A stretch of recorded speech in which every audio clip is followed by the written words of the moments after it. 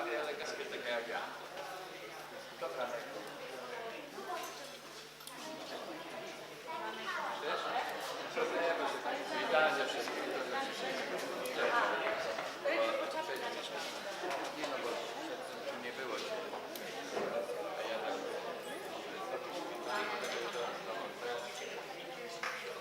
A który jest mój posążek?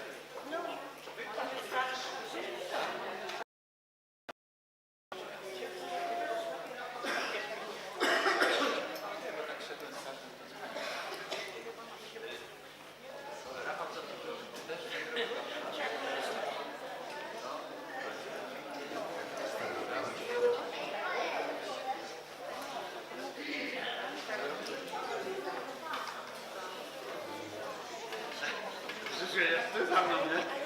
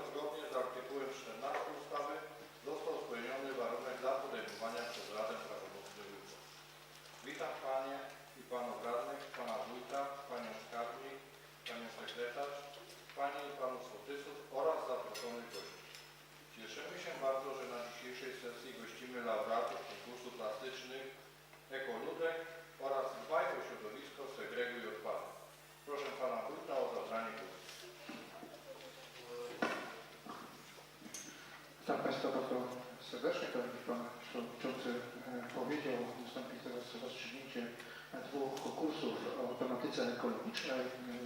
Pierwszego kierowanego do młodszych dzieci i uczniów na stworzenie ekoludka i drugiego dla uczniów starszych klas szkół podstawowych na stworzenie plakatu promującego segregację odpadów.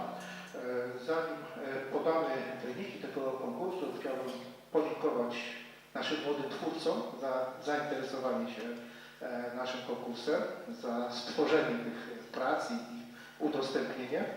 Dziękuję również rodzicom, babciom, którzy pewnie często byli inspiracją do tych działań. Cieszymy się, że możemy tutaj te prace obejrzeć i w tej chwili Wasze dzieci jako laureatów i osoby wyróżnione nagrodzić. Oddaję głos Pani Magdalenie Walczak, zajmującej się tematyką gospodarki odpadami w Urzędzie Gminy. Dzień dobry, witam wszystkich laureatów oraz opiekunów, laureatów konkursów ekologicznych zorganizowanych przez tutejszy Urząd Gminy. Były to dwa konkursy plastyczne. Pierwszy z nich ekoludek, który polegał na stworzeniu, zrobieniu ekoludka z surowców wtórnych. Rozgrywany był w dwóch kategoriach wiekowych, przedszkolaki oraz uczniowie z klas od 1 do 3. Wzięło w nim udział 33 przedszkolaków oraz 33 uczniów. Trzeba przyznać, że zarówno dzieci, jak i opiekunowie wykazali się dużą pomysłowością, co możemy zobaczyć na wystawie przygotowanej tutaj na sali wiejskiej ze wszystkich prac. Komisja konkursowa, w skład której wchodziła pani Ewa Zęb ze Szkoły Podstawowej w Rozdrażewie, pani Beata Król ze Szkoły Podstawowej w Nowej Wsi oraz pani Martyna Roszak-Nowak z Urzędu Gminy w Rozdrażewie. Wyłoniła 10 najlepszych prac w kategorii przedszkolaki oraz 10 najlepszych prac w kategorii uczniów z klas 1-3. Drugi konkurs pod nazwą Dbaj o środowisko, segreguj odpady kierowany był do starszych uczniów z klas od 4 do 8. Polegał on na zrobieniu plakatu dowolną techniką promującego segregację odpadów wśród mieszkańców gminy Rozdrażew.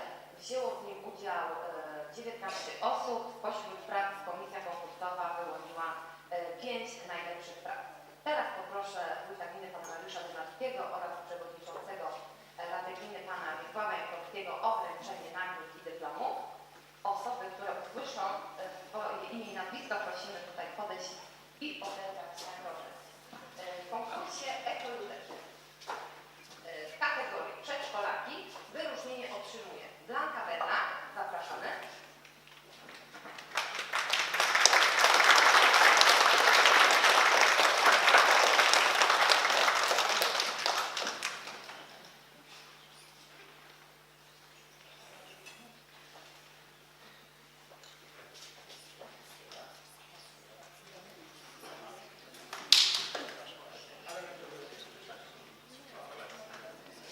Nina Czubak, zapraszamy.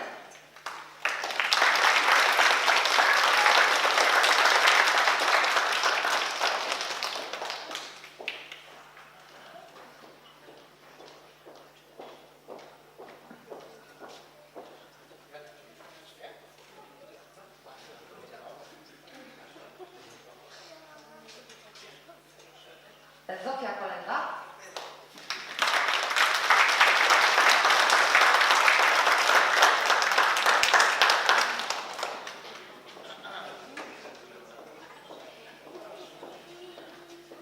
Marcel Krakowski.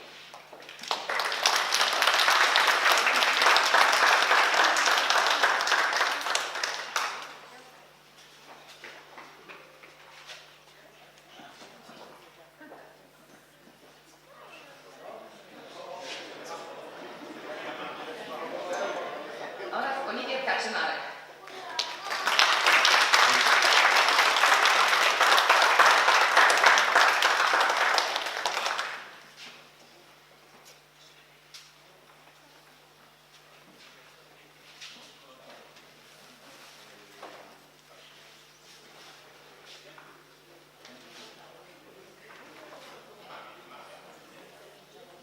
Trzecie miejsce ex aequo dają Milan Całmiek.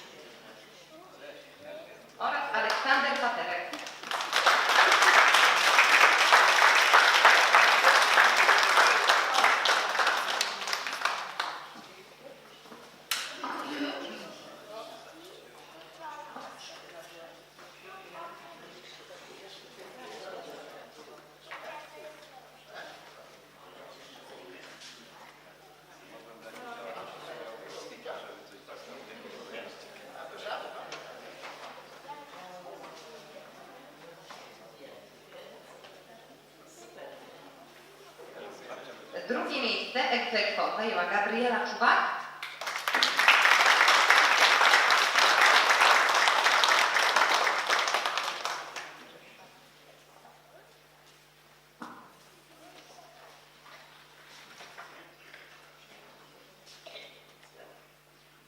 Oraz Kacper Marszałek.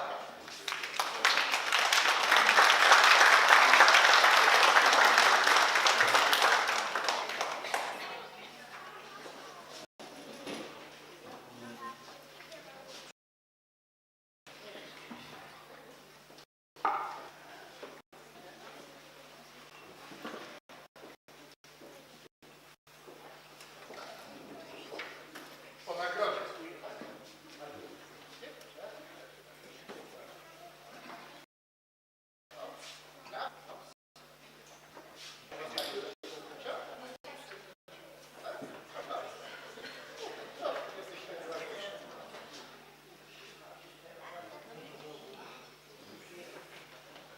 I pierwsze miejsce zajął Oskar Krawiński. Zapraszamy.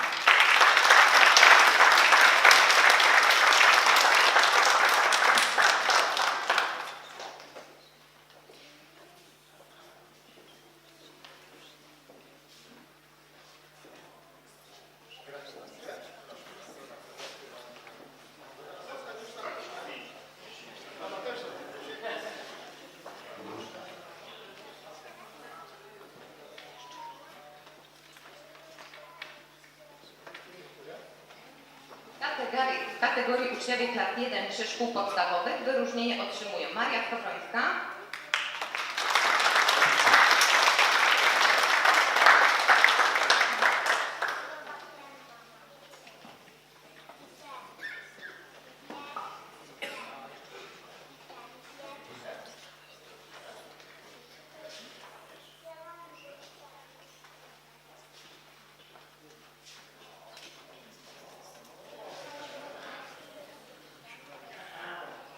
oraz Marcelina Bieganek.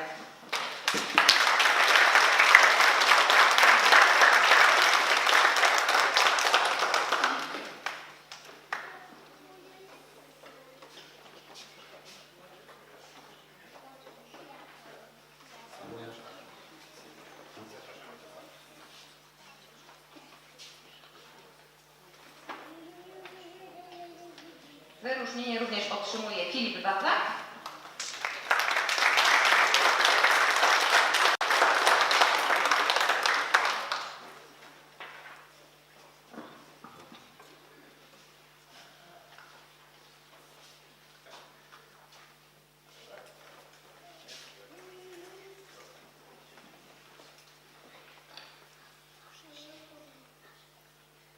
Oraz Oliwier Golka.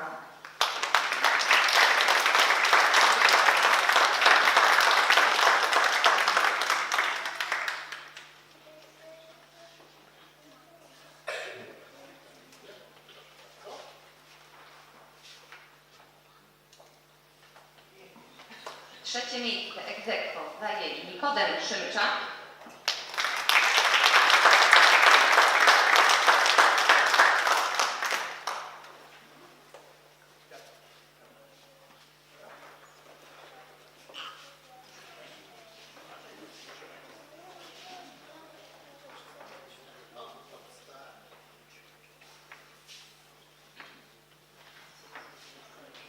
oraz Wiktor Wójczyk.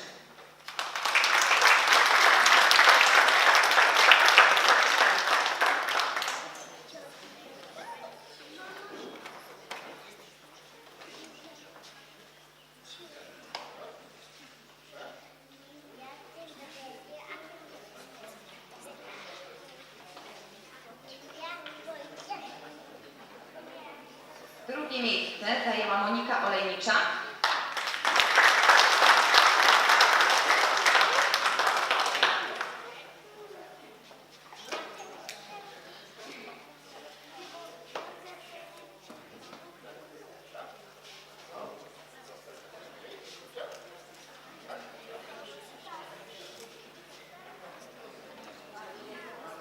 Oraz Nikodem Kaczymarek.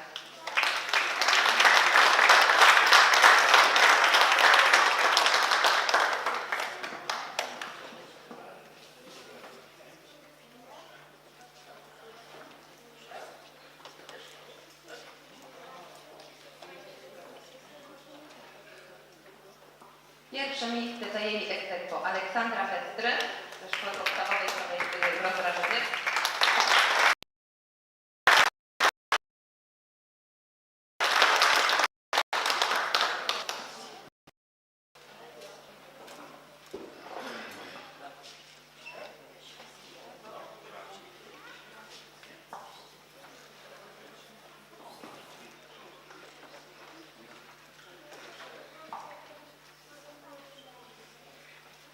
Oraz Szymon Pocztan ze Szkoły Podstawowej w Nowej Wsi.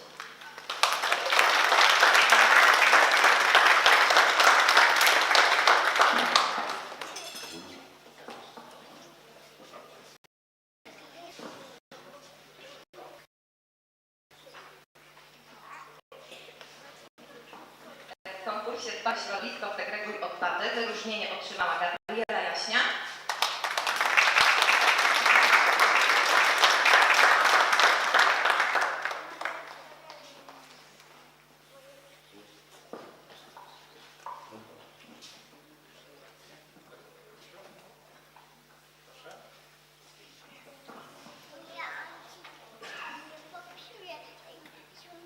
Oraz Franciszek Staśkiewicz.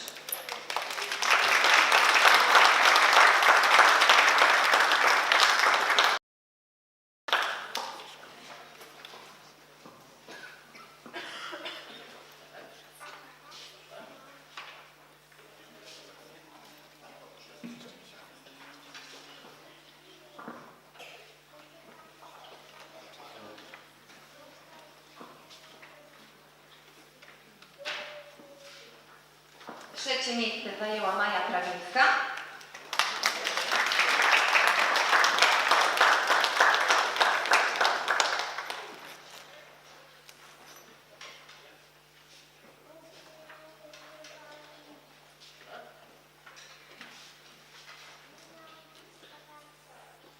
Drugie miejsce Martyna Ober.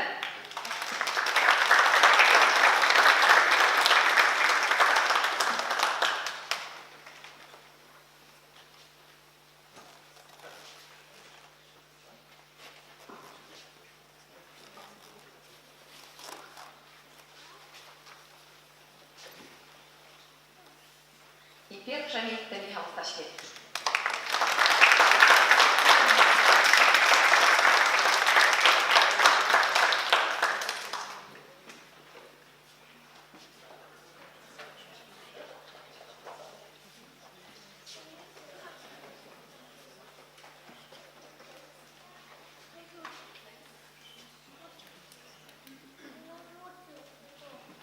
Dziękujemy wszystkim uczniom i dzieciom.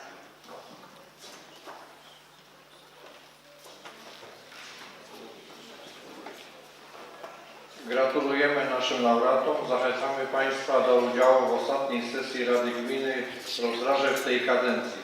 Jeśli jednak ktoś chce opuścić salę, zrobię chwilę przerwy przed rozpoczęciem obrad.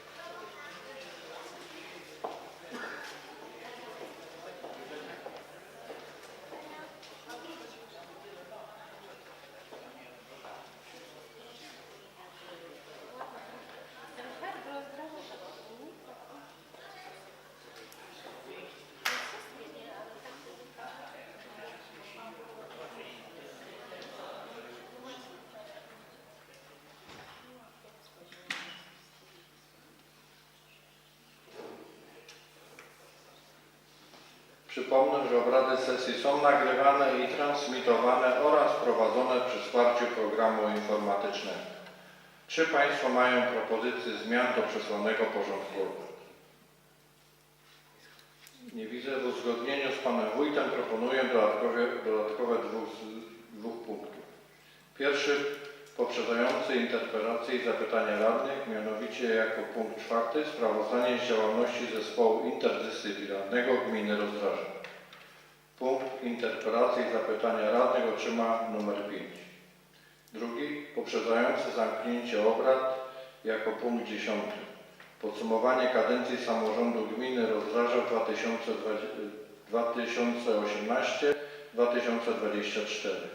Punkt zamknięcie obrad otrzyma numer 11. Kto z Państwa za przyjęciem porządku obrad, kto jest przeciwny, kto się wstrzymał?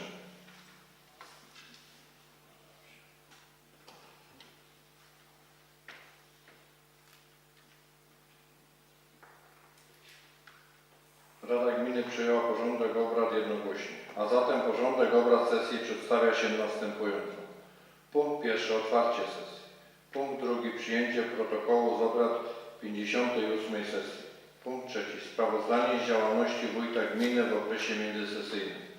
Punkt czwarty sprawozdanie z działalności zespołu interdyscyplinarnego gminy Rozdraże. Punkt piąty interpelacje i zapytania radnych. Punkt szósty podjęcie uchwał w sprawach. Podpunkt pierwszy zmiany gminnego programu profilaktyki i rozwiązywania problemów alkoholowych oraz przeciwdziałania narkomanii na terenie gminy Rozdraże na 2024 rok. Punkt drugi zmiany budżetu gminy na 2024 rok.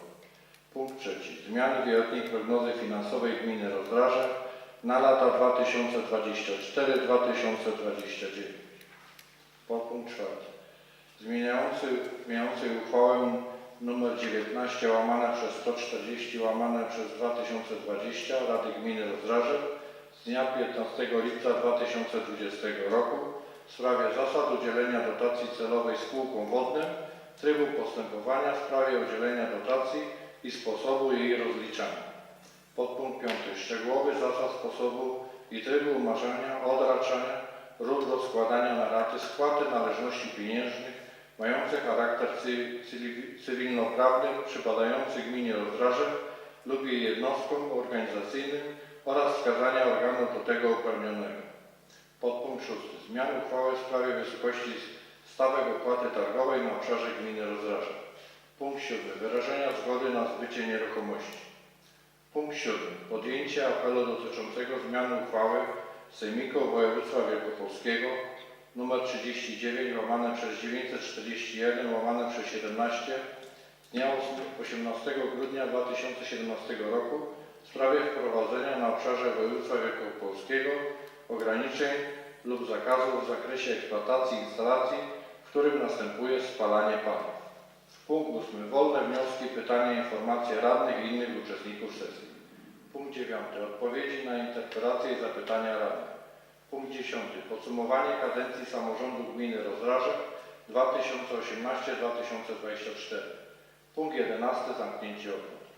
Z uwagi na przekazane Państwu materiały, czy Panie i Panowie Radni wyrażają zgodę na głosowanie protokołu i uchwał bez odczytywania? Przegłosujemy. Kto z Państwa jest za powyższym wnioskiem, kto jest przeciwny, kto się wstrzymał?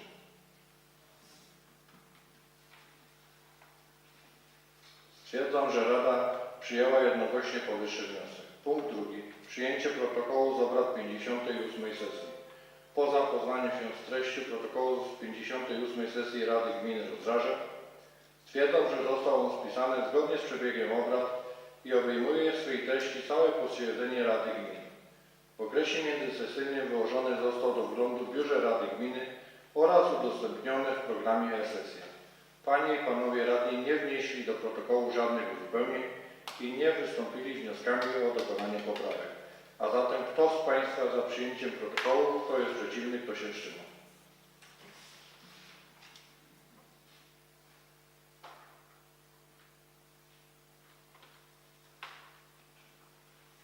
Stwierdzam, że Rada Gminy przyjęła jednogłośnie protokół z 58 sesji. Punkt trzeci. Sprawozdanie z działalności wójta gminy w okresie międzysesyjnym. Proszę wójta gminy o przedstawienie sprawozdania.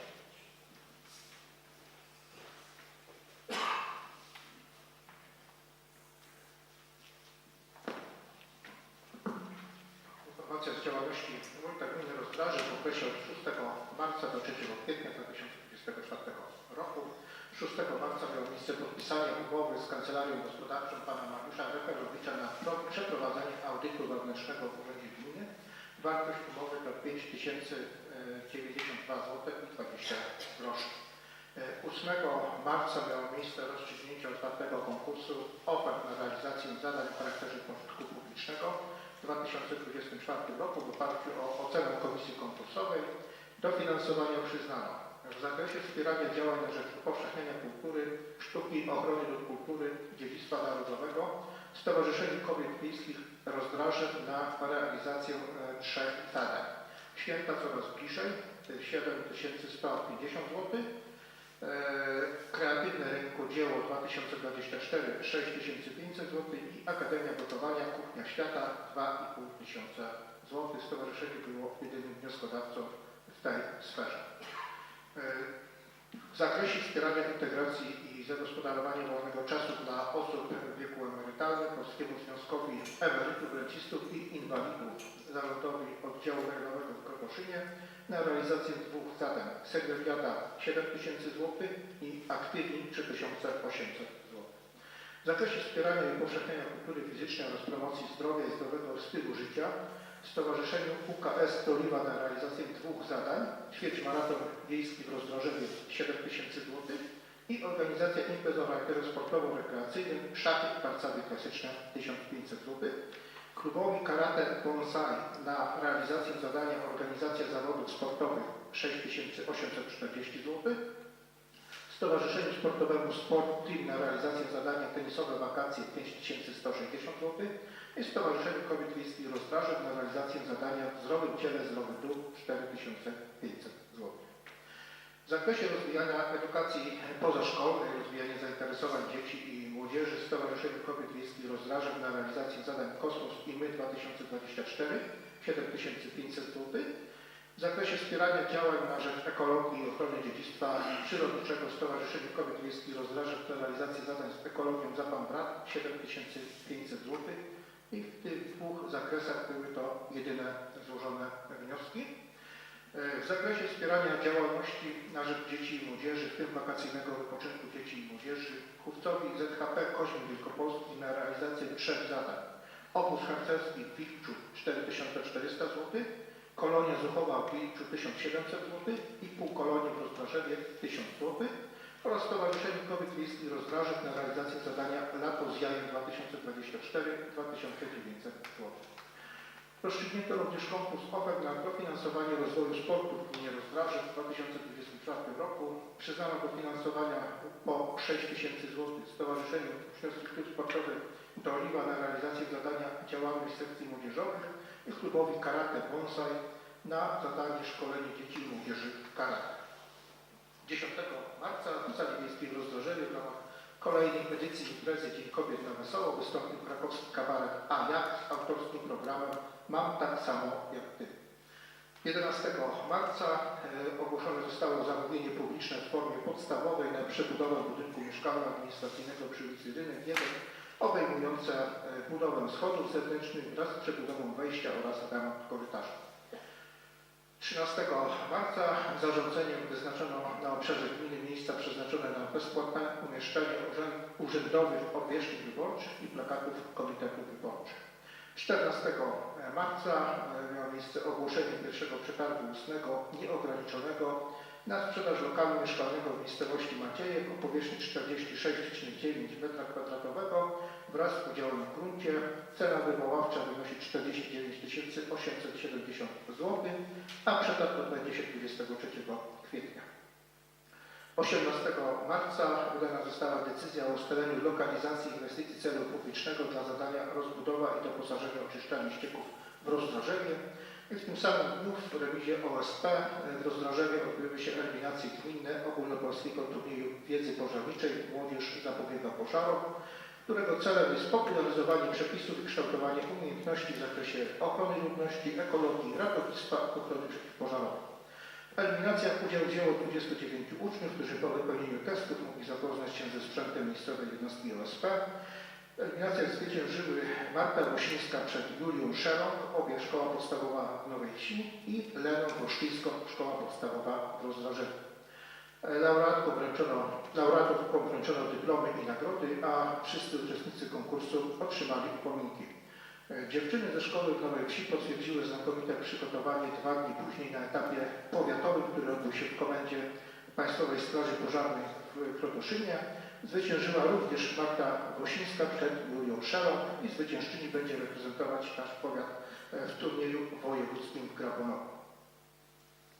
19 marca zarządzeniem wójta do budżetu gminy wprowadzono dotację z budżetu państwa w wysokości 12 000 zł na wypłatę diet dla członków terytorialnej komisji wyborczej. Dotację w kwocie 1289 zł i 50 groszy na realizację programu rządowego Posiłek w domu i szkole oraz środki z Funduszu Pomocy w kwocie 12 455 zł i 48 groszy na realizację zadań z zakresu pomocy obywatelom Ukrainy. 22 marca rozstrzygnięto 2 konkursy plastyczne pod nazwą Ekoludek oraz Dbaj o środowisko, segreguj odpady, zorganizowane przez referat gospodarki komunalnej Urzędu Gminy. Pierwszy z nich rozgrywany był w 2 kategoriach wiekowych: przedszkolaków oraz uczniowie klas 1-3. W konkursie wzięło udział 33 przedszkolaków i 33 uczniów, natomiast w konkursie Dbaj o środowisko, segreguj odpady skierowanym dla uczniów klas 4-8 udział wzięło 19 osób. 27 marca dokonano otwarcia ofert w zamówieniu publicznym na realizację zadania przebudowa budynku mieszkalno-administracyjnego. Złożono 3 oferty, które mieszczą się w zakresie cenowym od 80 442 zł i 82 groszy do 84 891 zł i 28 groszy.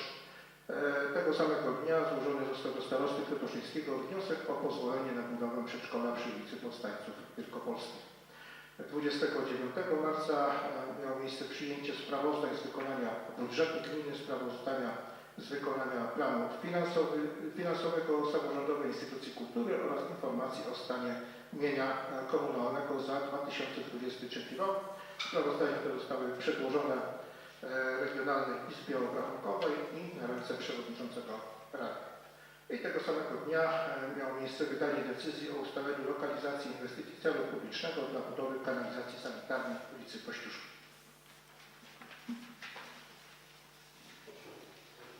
Dziękuję panu wójtowi za sprawozdanie z działalności. Ma ktoś jakieś pytania? Nie widzę, to przegłosujemy. Kto z Państwa jest za przyjęciem sprawozdania z działalności wójta gminy? Kto jest przeciwny? Kto się wstrzymał?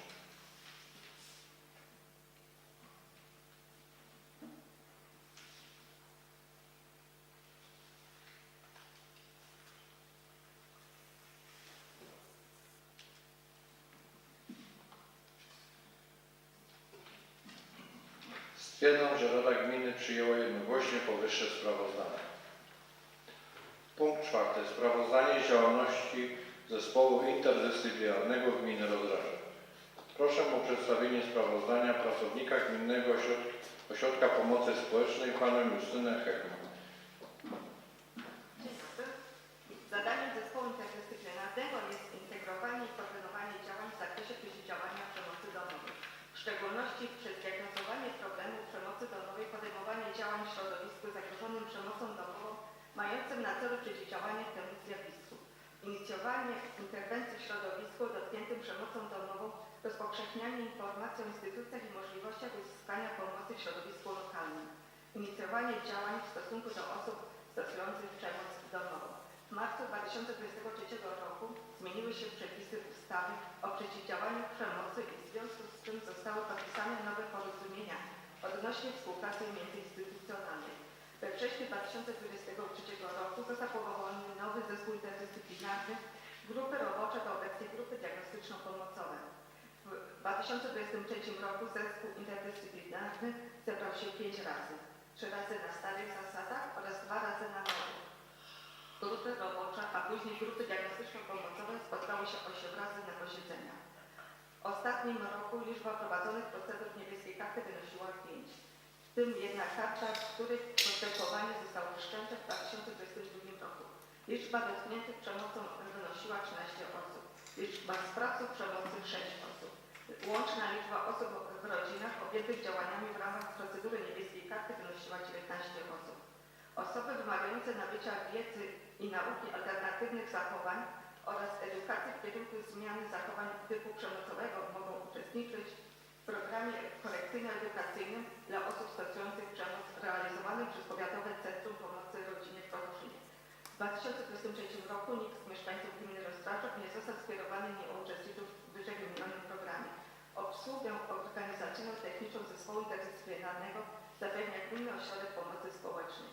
Członkowie zespołu interdyscyplinarnego oraz grup diagnostyczno-pomocowych, wcześniej grup roboczych, wykonują zadania w ramach obowiązków służbowych lub zawodowych.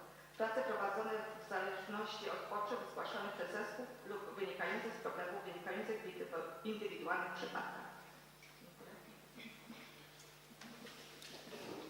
Dziękuję Pani za przedstawienie.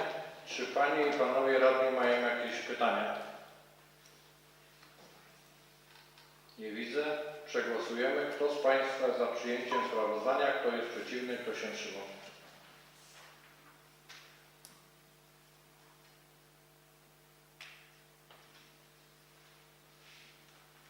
Stwierdzam, że Rada Gminy przyjęła jednogłośnie powyższe sprawozdanie.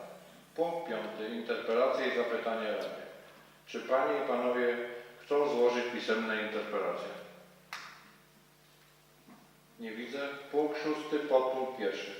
Podjęcie uchwały w sprawie zmiany gminnego programu profilaktyki i rozwiązywania problemów alkoholowych oraz przeciwdziałania narkomanii na terenie gminy Rozdrażew na 2024 rok.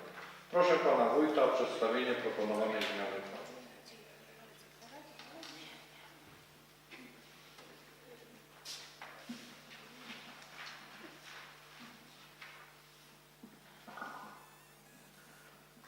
Proszę Państwa, zmiany dokonuje się z dwóch powodów. Pierwsze to chodzi o włączenie do zakresu tegorocznego planu środków wykorzystanych w roku ubiegłym. Właściwie są środki, które kumulują nam się od momentu pandemii, gdzie wiele z działań programów profilaktycznych musieliśmy wstrzymać. Łącznie jest to kwota 189 127 zł i 6 groszy. Dodatkowo zwiększamy ją kwotę 14 756 zł i 22 groszy, które wzrosną planowane dochody programu w roku bieżącym. Ta kwota wynika z przedłożonych przez handlowców mających koncesję na sprzedaż napojów alkoholowych oświadczeń o wartości sprzedaży tych napojów w roku ubiegłym i ustalonych na tej podstawie stawek opłaty. Środki te proponuję przeznaczyć w zakresie przeciwdziałania narkomanii na zakup materiałów do realizacji programów profilaktycznych oraz materiałów profilaktycznych 13 883 zł 28 groszy, na zakup usług pozostałych, w tym realizację programów profilaktycznych oraz szkolenia grup zawodowych 20 000 zł, z zakresu przeciwdziałania alkoholizmowi na składki ZUS 500 zł, składki Funduszu Pracy 500 zł, wynagrodzenia bezosobowe 40 000 zł, zakup materiałów do realizacji programów profilaktycznych oraz innych materiałów profilaktycznych, także z zakresu uzależnień behawioralnych 49 000 zł oraz zakup usług, w tym realizacja programów profilaktycznych, także z zakresu uzależnień behawioralnych, szkolenia grup zawodowych, wycieczek szkolnych, półkolonii, zajęć sportowych dla dzieci i młodzieży, festynów rodzinnych z programem profilaktycznym 80 000 zł. Ja tylko przypomnę, że zgodnie z ustawą dochody z tego tytułu możemy przeznaczyć tylko i wyłącznie na działania z zakresu profilaktyki alkoholowej i przeciw narkomanii. Dziękuję. Propozycja została szczegółowo omówiona na posiedzeniu Komisji Rady Gminy. A zatem proszę Przewodniczącego Komisji o przedstawienie opinii w tym temacie. Komisje Rady Gminy pozytywnie zaopiniowały projekt uchwały w sprawie zmiany gminnego programu profilaktyki i rozwiązywania problemów alkoholowych oraz przeciwdziałania narkomanii na terenie gminy Rozdrażew na Czy Panie i Panowie Radni mają jakieś pytania? Nie widzę. Przystępujemy do głosowania. A zatem kto z Państwa za podjęciem powyższej uchwały, kto jest przeciwny, kto się wstrzymał?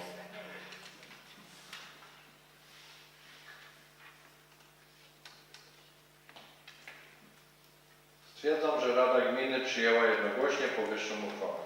Punkt 6. Podpunkt 2. Podjęcie uchwały w sprawie zmian budżetu gminy na 2024 rok. Proszę Pana Wójta Gminy o przedstawienie proponowanych zmian w budżecie.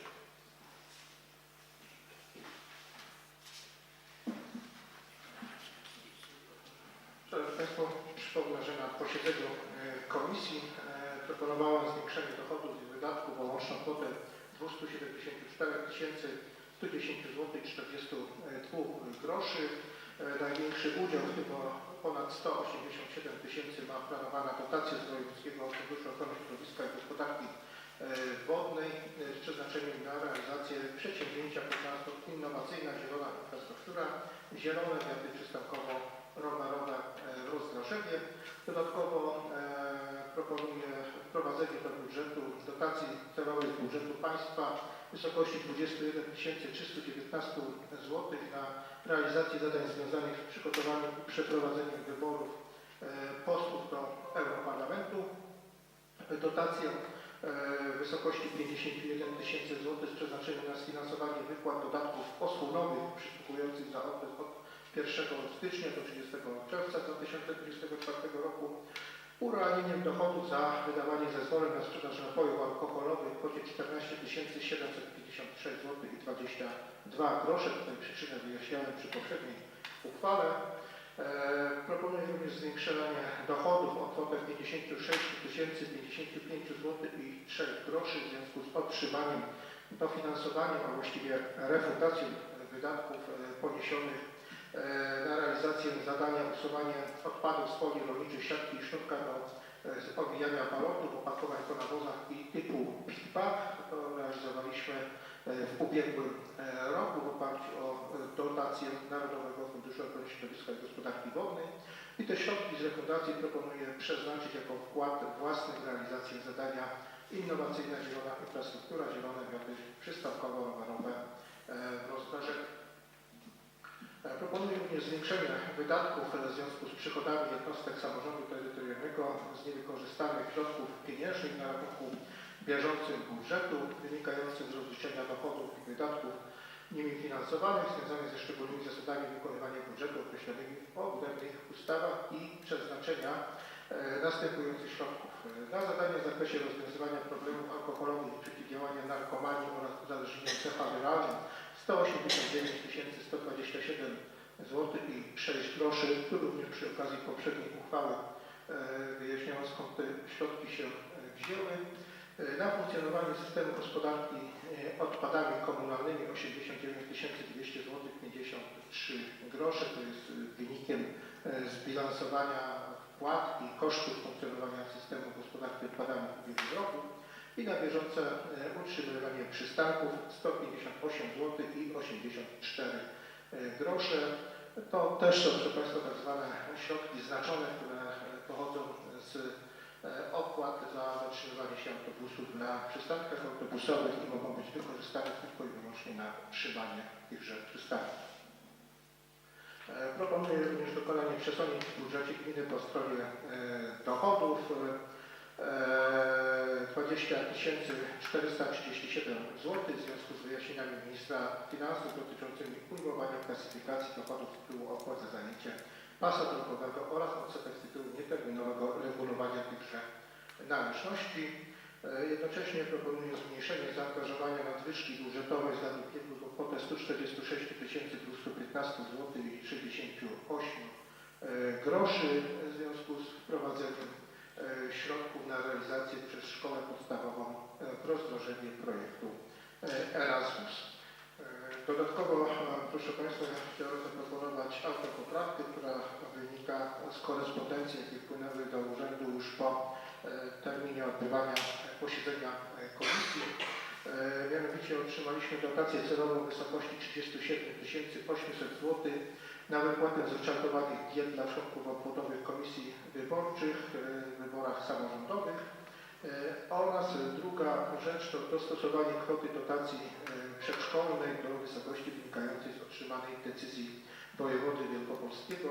Wcześniej bazowaliśmy na korespondencji z kuratorium oświaty. Ostateczna decyzja wojewody wielkopolskiego stanowi przesunięcie kwoty 29 groszy pomiędzy rozdziałem oddziały przedszkolne w szkołach a szkołami.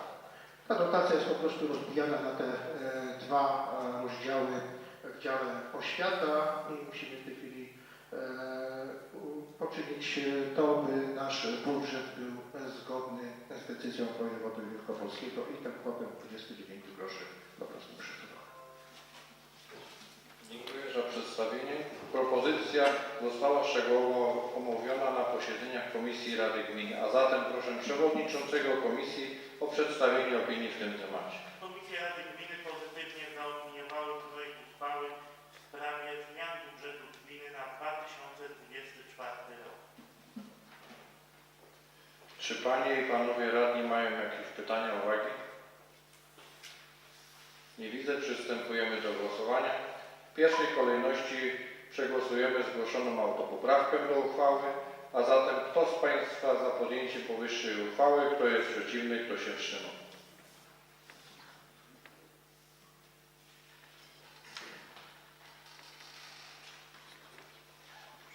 Teraz przejdziemy do głosowania nad całością uchwały po poprawkach, a zatem kto z Państwa za podjęciem powyższej uchwały, kto jest przeciwny, kto się wstrzymał?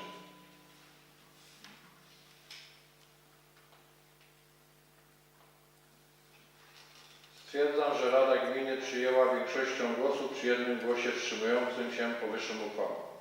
Punkt 6. Podpunkt 3.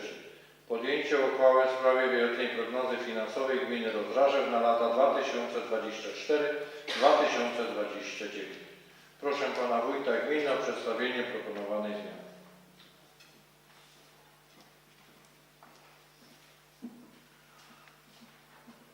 Szanowni Państwo, tym razem zmiany wieloletniej prognozy finansowej sprowadzają się wyłącznie do załącznika numer 1. Wprowadzamy w nim aktualne wielkości dochodów, wydatków wynikających ze zmian budżetu, które przed chwilą Państwo przyjęliście, ale także z zarządzenia wójta gminy, o którym mówiłem w swojej informacji z działalności w okresie międzysesyjnym. Propozycje zmiany zostały szczegółowo omówione na posiedzeniu Komisji Rady Gminy, a zatem proszę Przewodniczącego Komisji o przedstawienie opinii w tym temacie. Komisje Rady Gminy pozytywnie zaopiniowały projekt uchwały w sprawie zmiany wieloletniej prognozy finansowej gminy Rozdrażew na lata 2024-2029.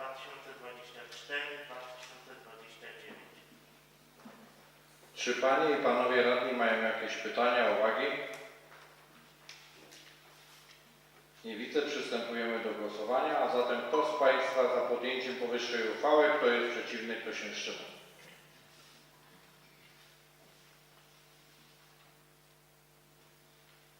Stwierdzam, że Rada Gminy przyjęła jednogłośnie powyższą uchwałę. Punkt 6. Podpunkt 4. Podjęcie uchwały w sprawie zmieniającej uchwałę nr 19 łamane przez 140 łamane przez 2020 Rady Gminy Rozdrażew z dnia 15 lipca 2020 roku w sprawie zasad udzielenia dotacji celowej spółkom wodnym, trybu postępowania w sprawie udzielenia dotacji i sposobu jej rozliczania. Proszę Pana Wójta Gminy o przypomnienie tematu.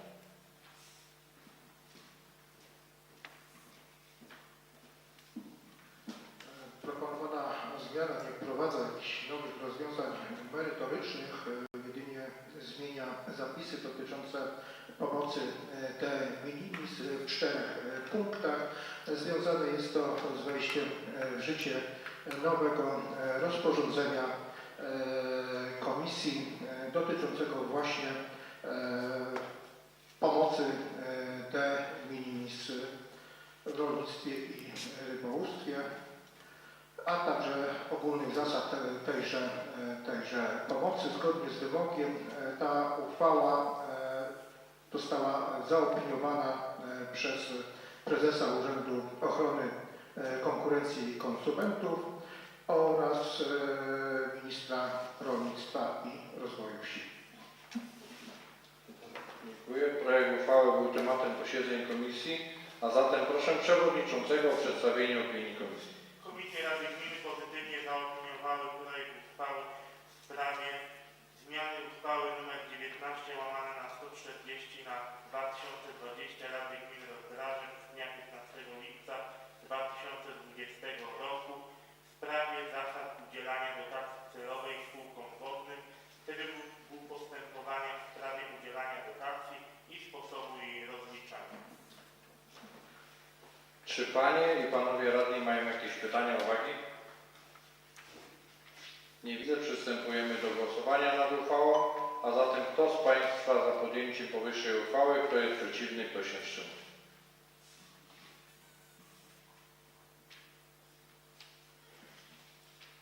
Stwierdzam, że Rada Gminy przyjęła jednogłośnie powyższą uchwałę. Punkt 6. Podpunkt 5.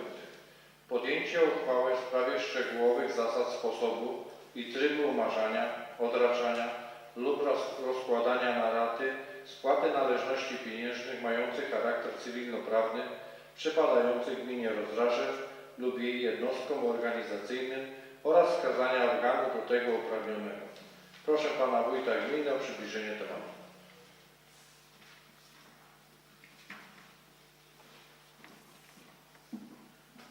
Ta regulacja ma tę samą genezę, też związana jest z wdrożeniem nowych przepisów dotyczących pomocy de minimis.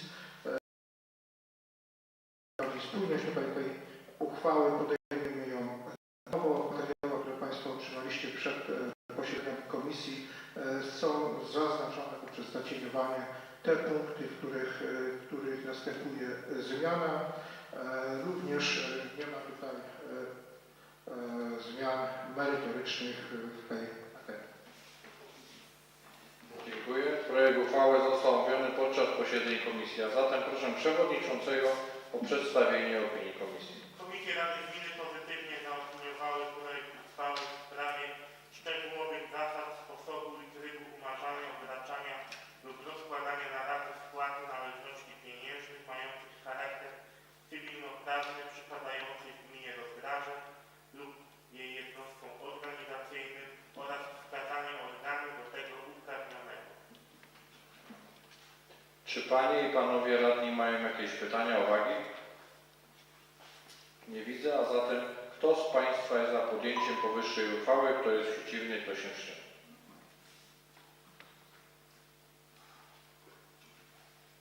Stwierdzam, że Rada Gminy przyjęła jednogłośnie powyższą uchwałę. Punkt 6. Podpunkt 6.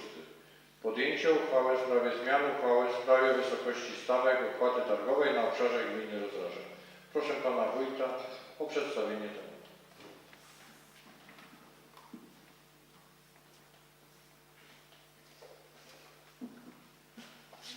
Zmiana uchwały dotyczy ustępu 2 w punkcie 4, w którym wskazanych mamy inkasentów opłaty targowej. W związku ze zmianą na stanowisku do spraw obsługi kasowej Urzędu Gminy proponuję także zmianę podaniu składu tych inkasentów. Skład ten, proszę Państwa, też rozszerzamy w związku z występującą nieraz potrzebą pobierania opłaty w soboty nie tylko w Rozdrażewie, ale również na placu przy sali wiejskiej w Nowej Wsi. Dziękuję. Powyższy temat został omówiony na posiedzeniach Komisji Rady Gminy, a zatem proszę przewodniczącego komisji o przedstawienie opinii w tym temacie. Komisje Rady Gminy pozytywnie zaopiniowały projekt uchwały w sprawie zmiany uchwały w sprawie wysokości stawek opłaty targowej na obszarze gminy Rozdrażew. Czy panie i panowie radni mają jakieś pytania? Nie widzę. Przystępujemy do głosowania, a zatem kto z państwa za podjęciem powyższej uchwały, kto jest przeciwny, kto się wstrzymał?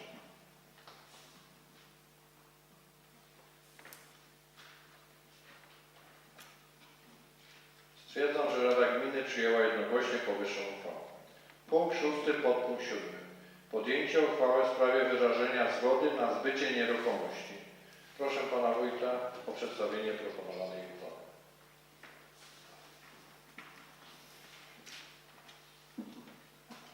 Uchwała stanowi finalizację sprawy, którą Rada Gminy zajmowała się już dwukrotnie w posiedzeniach komisji. Przypomnę, że pierwszy raz, gdy przedstawiałem wnioski mieszkańców o wykup pasa gruntu, który przedziela ich pola, pasa gruntu, który dawniej stanowiły rowy, od pewnego czasu są rolą. Występowaliśmy wówczas do spółek wodnych o wskazanie ewentualnej celowości przywrócenia rowów oraz do sołectwa Wolnice o wyrażenie opinii. Wobec pozytywnej opinii sołectwa, a także wskazanej przez spółki wodne braku celowości przywrócenia tam rowu, podejmowaliśmy wówczas na komisji decyzję o przeznaczeniu tych gruntów do sprzedaży. Aby to mogło nastąpić, konieczny był podział, wydzielone są nowe działki, których granice są przedłużeniem granic pól poszczególnych właścicieli. I w ten sposób mamy w tej chwili uchwałę przewidującą wyrażenie zgody na sprzedaż 4 powstałych w ten sposób działek o numerach 160/1, 160/2, 179/2 i 179/3. Ich powierzchnie nie są duże, tak jak już Państwu mówiłem, no, są to wąskie pasy przedzielające pola poszczególnych rolników. Dziękuję. Propozycja została szczegółowo omówiona na posiedzeniach Komisji Rady Gminy, a zatem proszę Przewodniczącego Komisji o przedstawienie opinii w tym temacie. Komisje Rady Gminy pozytywnie zaopiniowały projekt uchwały w sprawie wyrażenia zgody na zbycie nieruchomości. Czy Panie i Panowie Radni mają jakieś pytania? Nie widzę. Przystępujemy do głosowania. Zatem kto z Państwa jest za podjęciem powyższej uchwały, kto jest przeciwny, kto się wstrzymał?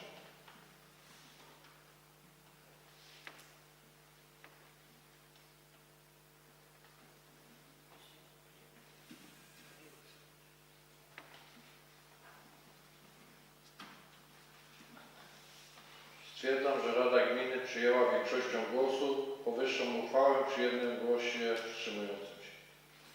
Punkt 7. Podjęcie apelu dotyczącego zmiany uchwały Sejmiku Województwa Wielkopolskiego nr 39/941/17 z 18 grudnia 2017 roku w sprawie wprowadzenia na obszarze województwa wielkopolskiego ograniczeń lub zakazów w zakresie eksploatacji instalacji, w których następuje spalanie paliw. Proszę Pana Wójta Gminy o przypomnienie tematu.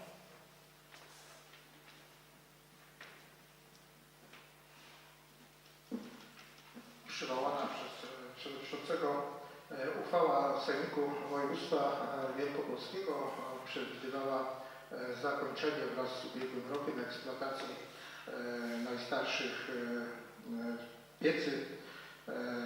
Zdajemy sobie sprawę, że sytuacja, która miała miejsce pomiędzy podejmowaniem tej uchwały przez Sejmik Województwa Wielkopolskiego a końcem roku 2023 nie sprzyjała realizacji przez mieszkańców tej wymiany. Mam tu na myśli zarówno kryzys energetyczny spowodowany wybuchem wojny na Ukrainie, ale także i wysoką inflację i utratę realnej wartości dochodów mieszkańców. Dlatego podobnie jak inne gminy chcemy się zwrócić z apelem do Sejmiku Województwa Wielkopolskiego o wydłużenie tego terminu. Dziękuję. Projekt apelu był tematem posiedzeń komisji, a zatem proszę Przewodniczącego o przedstawienie opinii komisji. Komisje Rozwoju Gospodarczego i Budżetu oraz Komisja Spraw Społecznych pozytywnie zaopiniowały apel Rady Gminy Rozdraże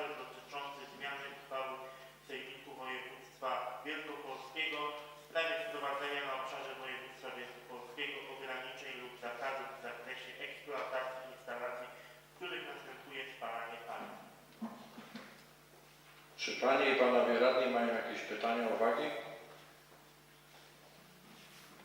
Nie widzę. Przystępujemy do głosowania. A zatem kto z Państwa za podjęciem powyższego apelu, kto jest przeciwny, kto się wstrzymał?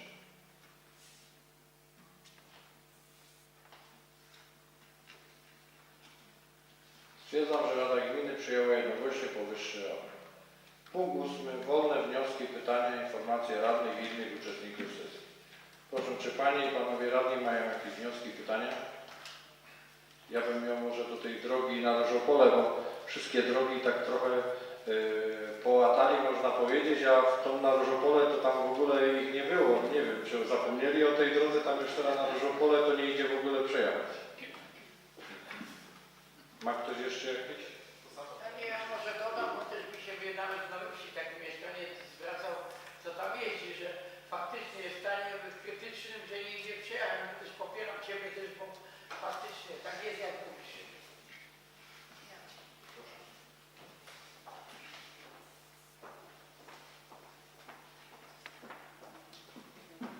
Ja bym jeszcze prosiła, żeby załatać dziurę na ulicy Przemysłowej, bo jeździłam tam teraz i naprawdę jest bardzo dużo dziur niebezpiecznych się zrobiło w tym ostatnim okresie. Dziękuję. Dziękuję. Jeszcze ktoś? A to za chwilę są gdzieś radni. Jeszcze ktoś z radnych? Proszę.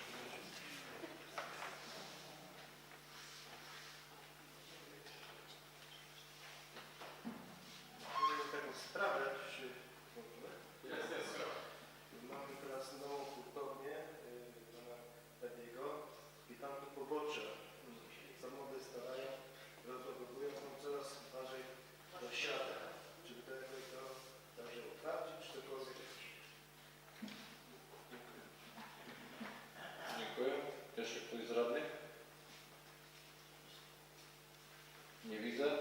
To proszę, czy Panie i Panowie sołtysi mają jakieś wnioski, pytania? Proszę. Ja bym chciała się tylko przypomnieć. A proszę do mikrofonu.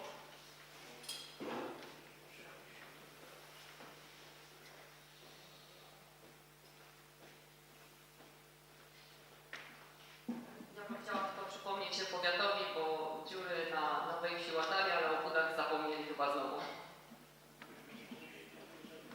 Dziękuję. Jeszcze ktoś z sołtysów? Nie widzę. Pan wójt coś w tym temacie ewentualnie, żeby faktycznie dopowiadać.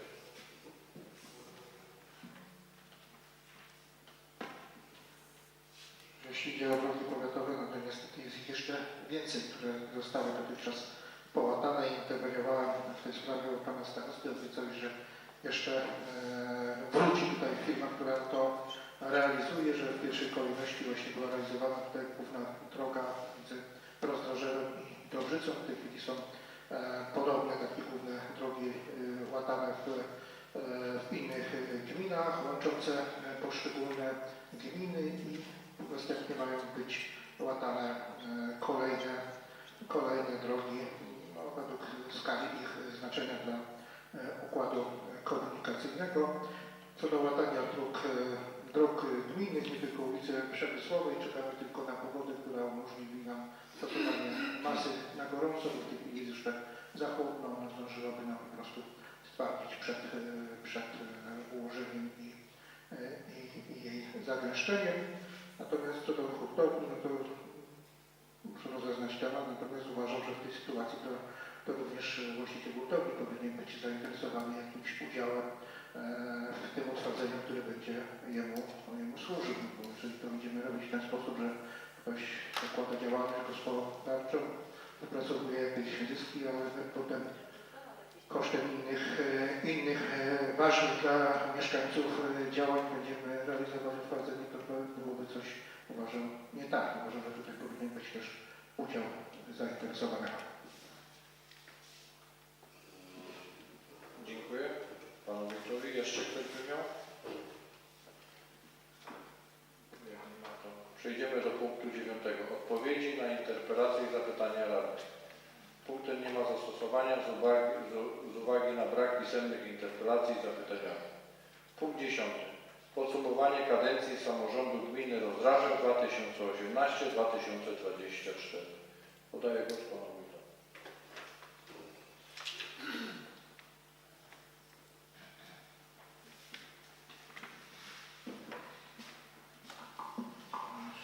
Państwo, pozwoliłem sobie dokonać takiego krótkiego podsumowania tej kadencji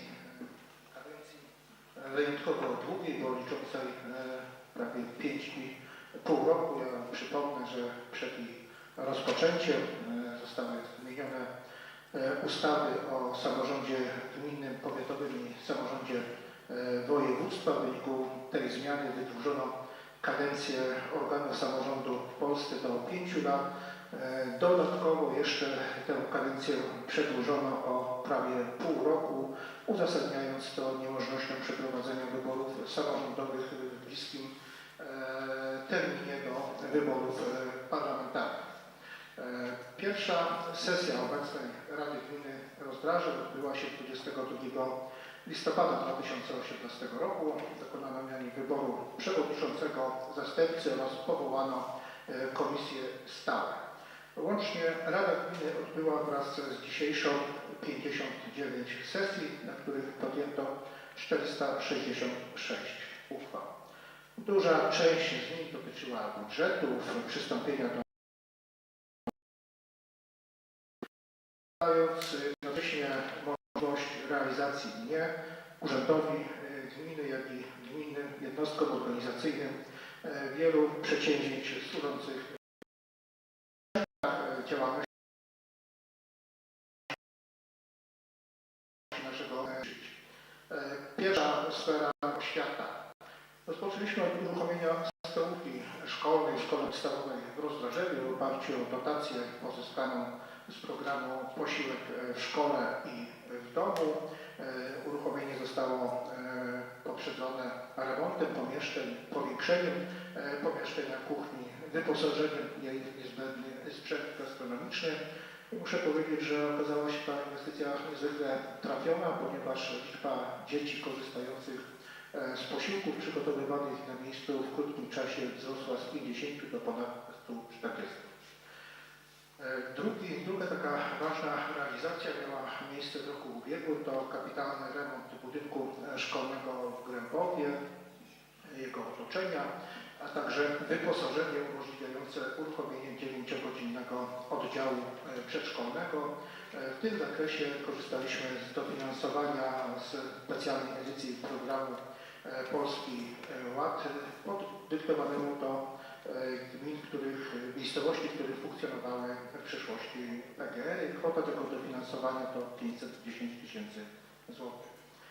Kolejne działanie, które też było niezwykle oczekiwane przez rodziców dzieci, to likwidacja dwuzmianowości w przedszkolu publicznym w Rozdrażewie. Udało się to osiągnąć dzięki udostępnieniu na zasadzie najmu pomieszczeń przez kółko rolnicze w Rozdrażewie. Za to serdecznie dziękuję. Z budżetu gminy to pomieszczenie wyposażyliśmy, zakupiliśmy materiały do odnowienia tych pomieszczeń. Niewątpliwie najważniejszą inwestycją w tym zakresie jest rozpoczęta w ubiegłym roku budowa sali sportowej w Nowej Wsi, która obecnie jest na etapie wykończeniowym. Było to możliwe dzięki pozyskaniu przez Urząd Gminy dofinansowania, które ostatecznie wyniesie ponad 4,4 miliona złotych. Pozwoliło to też na rozbudowę, że tak powiem, naszej pierwotnej koncepcji co do zakresu pomieszczeń usytuowanych w łączniku pomiędzy salą sportową a szkołą. W efekcie również wygospodarowane zostało tam miejsce na kuchnię wraz z niezbędnym zapleczem. Także wkrótce także w tej placówce dzieci będą mogły spożywać posiłki przygotowane na miejscu. Było też wiele drobniejszych działań na rzecz rozwoju dzieci. Wspomnę choćby o mobilnych miasteczkach rowerowych zakupionych dzięki dofinansowaniu pozyskanemu z unijnego programu Infrastruktura i Środowiska, monitory interaktywne dla szkół filialnych, sprzęt dydaktyczny z programów Aktywna Tablica i Laboratorium Przyszłości, czy wyjazdy zagraniczne uczniów szkoły podstawowej Rozdraże w ramach realizowanych przez nich projektów dofinansowanych z programu Erasmus. Drugim takim istotnym działem, sferą naszej działalności działalności była gospodarka wodno-ściekowa i ochrona środowiska. Działaliśmy tu w zakresie poprawy zaopatrzenia w wodę z gminnej sieci wodociągowej. Mam tu na myśli budowę w roku 2019 nowego zbiornika na wodę pitną w Dziewicach, zastąpienie linii azbestowej w tej miejscowości nową linią wodociągową spożywa sztucznego, czy otwier nowej studni w Dąbrowie, a także połączenie sieci wodociągów w Rozdrażewie i Dziewicach, tak by możliwe było wzajemne awaryjne zasilanie. Działaliśmy też na rzecz obniżenia kosztów dostarczania wody poprzez instalacje fotowoltaiczne na ujęciach w Dąbrowie, Dziewicach i stacji pompy w Maciejewie. Inną ważną inwestycją w tym zakresie była budowa kanalizacji sanitarnej. Była możliwa w oparciu o dofinansowanie, jakie pozyskaliśmy z Unijnego Programu Rozwoju Obszarów Wiejskich. Była to już czwarta realizacja w zakresie sanitacji wsi z udziałem środków unijnych po osiedlu w Rozdrożewie, kanalizacji sanitarnej w Nowej Wsi i Budach. Tutaj dofinansowanie wyniosło niespełna 1 400 000 zł i pokrywało około 50% kosztów inwestycji w Dziewicach, natomiast ze środków własnych oraz uzyskanej pożyczki preferencyjnej z Wojewódzkiego Funduszu Ochrony Środowiska realizowaliśmy wcześniej łącznik pomiędzy ulicą Przemysłową w Rozdrażewie a Dziewicami. Co ważne, całość zakończona została nową nawierzchnią drogi powiatowej i budową chodników w oparciu o porozumienie zawarte z zarządem powiatu. Na rzecz środowiska staraliśmy się także działać poprzez budowę 66 prosumenckich instalacji fotowoltaicznych w ramach projektu unijnego realizowanego wspólnie z gminami Koźmin, Wielkopolski i Zduny. W tym zakresie podstawą było dofinansowanie unijne w ramach Wielkopolskiego Regionalnego Programu Operacyjnego oraz wkład własny wnoszony przez mieszkańców ujętych w tym projekcie. Innym takim działaniem były też nasadzenia drzew miododajnych w oparciu o dotacje pozyskane z budżetu województwa wielkopolskiego. Na rzecz ochrony środowiska działaliśmy także również poprzez nieco mniejsze, ale uważam też godne uwagi działania, jak dotacje za usuwanie i utylizację azbestu, które poskutkowały usunięciem 343 ton eternitu z 117 posesji w trakcie tych 5 lat. Dotacje do wymiany systemów grzewczych dla proekologicznych, z którego skorzystało w ramach gminnego programu 55 właścicieli posesji, czy uruchomienie gminnego punktu informacyjno-konsultacyjnego programu Czyste Powietrze z programu finansowanego przez Wojewódzki Fundusz Ochrony Środowiska i Gospodarki Wodnej skorzystało w tym okresie od lipca 2021 roku do końca 2023 123 mieszkańców, z czego 49 poprzez punkt. Do końca ubiegłego roku rozliczone zostały 52 przedsięwzięcia, łączna kwota dotacji otrzymanych przez mieszkańców gminy to ponad 1 300 000 złotych.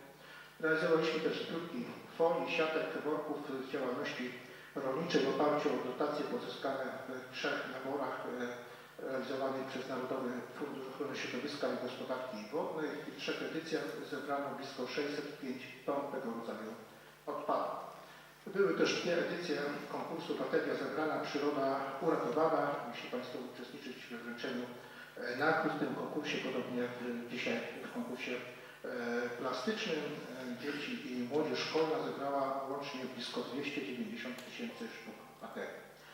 W trakcie tej kadencji uruchomiony został też monitoring jakości powietrza poprzez urządzenia zamontowane w centrum Rozdrożewa i Nowej Wsi, umożliwiające śledzenie tej jakości powietrza w poszczególnych dniach. Ważne i przynoszące wymierne efekty były działania w zakresie racjonalizacji gospodarki odpadami. Tutaj chcę podkreślić, że żadne z tych działań nie miałoby miejsca bez Państwa woli i decyzji. Mam tu na myśli po pierwsze zmianę zakładu zagospodarowania odpadami po zniesieniu regionalizacji narzuconej wojewódzkim planem gospodarki odpadami i przejście z odpadami do Jarocina. Następnie decyzja o wydzieleniu frakcji popiołów z odpadów zmieszanych, zastąpienie worków zakupionymi przez gminę pojemnikami do bioodpadów i szkła, co obniżyło koszty zagospodarowania odpadów ponoszone przez gminę i w efekcie pozwoliło na to, że od lipca 2020 roku utrzymujemy niezmienną stawkę opłaty uiszczanej przez mieszkańców. Jest to obecnie najniższa stawka w całym powiecie. Te i inne działania, jak wdrożenie aplikacji Kiedy śmieci, informującej o terminach odbioru poszczególnych frakcji i zasadach segregacji, czy wydanie przewodnika po krzoku przyczyniły się do przyznania gminie w końcu 2023 roku przez Zarząd Województwa Wielkopolskiego Nagrody Wielkopolski Kwiat Recyklingu. Trzecią sferą, którą chciałbym tutaj poddać takiemu bilansowi, to infrastruktura drogowa. Bilans mijającej kadencji to wykonanie 4,6 km nowych dróg z pełną podbudową i przebudowa 2,7 km, gdzie wykonywaliśmy poszerzenie podbudowy i nową nawierzchnię, a także budowa 1,5 km nowych chodników. Trzeba też wskazać, że właśnie w tej kadencji zakończyliśmy kilka wieloetapowych inwestycji, które były realizowane przez 2, a najdłuższe nawet przez 3 mijające kadencje. Wspomnę tutaj między innymi przebudowę drogi Grębów-Orla, przebudowę drogi łączącej Dzielicę poprzez ulicę Łąkową i Chwałki z Rozdrażewkiem, przebudowę drogi w Wykach w kierunku polskich Olędów, czy przebudowę tzw. drogi Eligorskiej w Nowej Wsi. W oparciu o pozyskane dofinansowanie udało nam się wykonać kompleksową budowę 2 nowych ulic osiedla mieszkaniowego wraz z przebudową drogi dojazdowej, a myślę, że taką szczególną perełką tej kadencji jest przebudowa ulicy Dworcowej. Jej wygląd, który budzi raczej powszechne uznanie i za wygląd, i za funkcjonalność będącą wynikiem pasa postojowego wzdłuż tej drogi. Łączny koszt powyższych inwestycji drogowych to ponad 7,7 miliona złotych, z czego blisko 1 700 000 pozyskano z dofinansowań rządowych, ponad 900 000 to efekt składanych co roku wniosków o dofinansowanie z budżetu samorządu województwa, a blisko 283 000 złotych pozyskałem w wyniku negocjacji z przedsiębiorcą zainteresowanym przebudową ulicy Dworcowej. Do tego dochodzą remonty dróg dojazdowych o nawierzchni tłuczniowej, łącznej długości kilku kilometrów w Przemyślu, Nowej Wsi, Kielicach i Wolenicach, a także 3 nowe linie oświetleniowe na Nowym Osiedlu, ulicy Leśnej w Dębowcu oraz rozbudowa 4 istniejących linii, ulica Dworcowa, Rozdrożewek, Budy i Chwałki.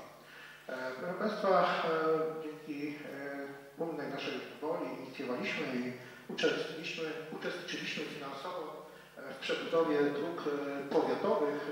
To były praktycznie 2 odcinki, 1,75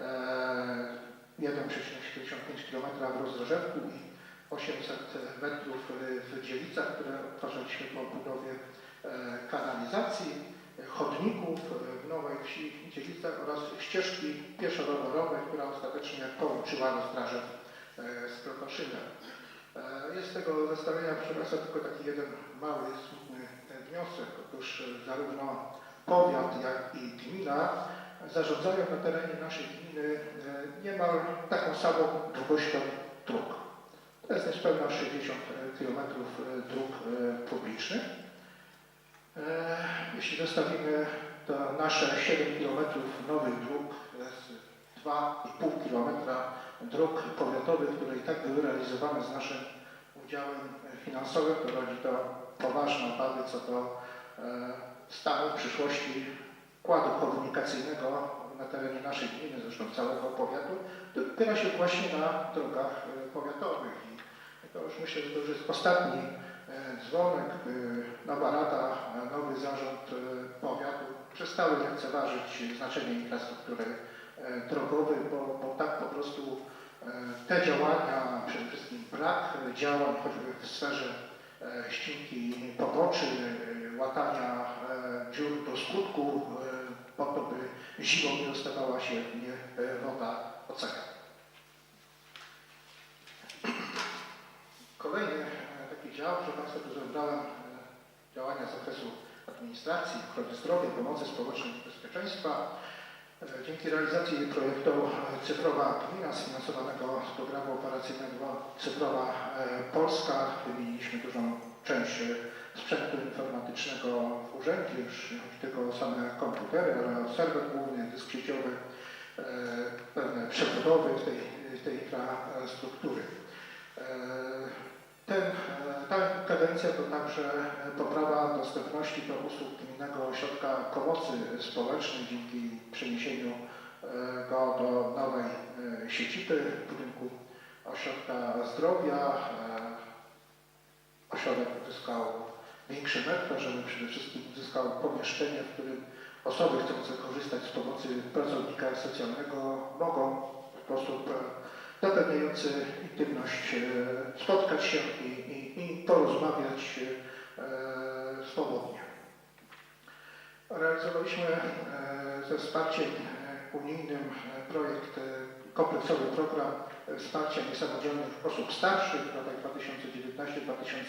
2019-2020 i ich opiekunów faktycznych, z którego korzystało łącznie 61 osób, natomiast jeszcze obecnie trwa realizacja projektu, w oparciu o który Gminny Ośrodek Pomocy Społecznej wyposażył osoby samotnie mieszkające, osoby starsze, specjalne opaski umożliwiające kontakt w razie potrzeby z asystentem, a także, co już nawet miało miejsce, zgłaszające potrzebę interwencji pogotowia ratunkowego w przypadku nagłego upadku takiej osoby. Myślę, że kwestią, która nas wszystkich niesamowicie zjednoczyła, to było przywrócenie podstawowej opieki lekarskiej, co udało się osiągnąć w styczniu 2022 roku, a mijająca kadencja to także znaczące nakłady na bazę i wyposażenie jednostek ochotniczych straży pożarnych. Największą inwestycją w tym zakresie była budowa budynku socjalnego remizy OSP Rozdrażew, ale gruntownie zmodernizowane zostały przy wsparciu komendanta powiatowego PSP, także remizy w Dąbrowie i Nowej Wsi, a w mniejszym zakresie także w Dziewicach i Rozdrażewku. Jeśli idzie o wyposażenie, należy wspomnieć w pierwszym rzędzie wymianę pojazdów oraz tegoroczne dotacje umożliwiające zakup przez OSP Rozdrażew zestawu urządzeń hydraulicznych Lukas i zestawu poduszek pneumatycznych osprzętem, które ułatwią strażakom dotarcie do osoby uwięzionej choćby w pojazdowy, który uległ wypadkowi komunikacyjnemu. I proszę Państwa, ostatnia taka sfera działalności to rekreacja.